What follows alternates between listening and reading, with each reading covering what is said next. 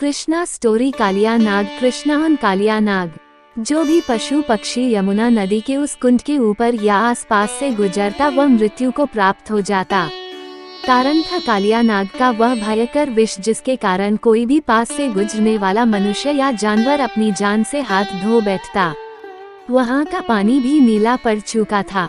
बेचारे निर्दोष पशु पक्षी उस जल को पीने वहाँ जाते तो उनकी मृत्यु हो जाती, भला उनका क्या दोष।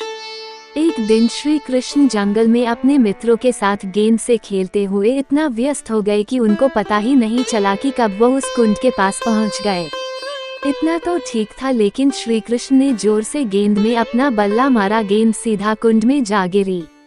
मित्र इस बात से अनजान कि उस कुंड में भयंकर कालिया नाग रहता है, हट करने लगे कि तुमने गेंद गिराई है तो तुम ही नदी से वो गेंद निकाल कर लाओगे।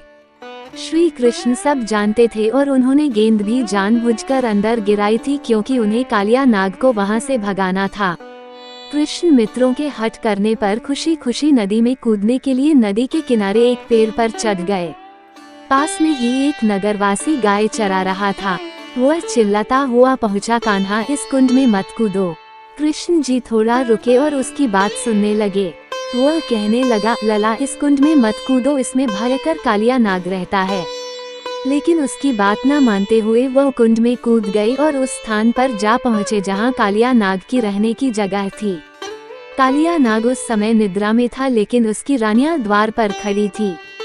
कृष्ण जी को आता देख रानियों ने कहा, हे नन्हे बालक कोमल तन वाले, तुम यहाँ क्यों आ गए हो और कालिया नाग के विष से तुम कैसे जीवित रह गए, जो इतना भयंकर है कि पास से गुजरने वाले को भी मृत्यु प्राप्त हो जाए। आप कौन हैं? श्री कृष्ण कहने लगे, मैं ये जानता हूँ कि तुम्हारे स्वामी के विष से निर्दोष प्राणियों की जान चली जाती है और पानी विषैला हो रहा है, इसलिए तुम उनसे कहो कि कहीं और अपना डेरा बनाए। कृष्ण जी इतना बोल ही रहे थे कि कालिया नाग की आंख खुल जाती है। श्री कृष्ण उन्हें देखते हैं। वो इतना डरवाना 10 फनों वाला मुंह से जहरीला धुआं निकालता, आंखें खून जैसी लाल, इतना विशाल और डरावना कि कोई आम आदमी देखे दो मर ही जाए। जोर जोर से बोलने लगा, किस दुष्ट ने मेरी नींद में विघ्न डाला। श्री कृष्ण सामने ही खड़े थे। कालिया कहने लगा, बालक तेरा इतना साहस कि कालिया नाग के आगे सही सलामत खड़ा है, चल हम तुम्हें माफ करते हैं, इसका फायदा उठाते हुए अपनी जान बचा और चला जा। श्री कृष्ण कहने लगे, जाना तो तुम्हें पड़ेगा, क्योंकि तुमने इतने पाप किए हैं, निर्दोष प्राणियों की जान ली है, पानी दूषित किया है, जिसके कारण अनेकों जीवों की जान चली गई, इसलिए चले जाओ। कालिया कहता है, इतना साहस, लेकिन फिर भी मैं तुम्हें बालक समझता हुआ छोड़ देता हूँ, इसलिए चले जाओ। श्री कृष्ण जी कहते हैं, मूर्ख तुम्हें जाना होगा। कालिया नहीं मानता है और श्री कृष्ण की ओर प्रहार करता है, लेकिन श्री कृष्ण ने उनकी साथ बालपन में इतने साहस के साथ युद्ध किया कि कोई बलवान और शक्तियों वाला देवता भी न कर पाए।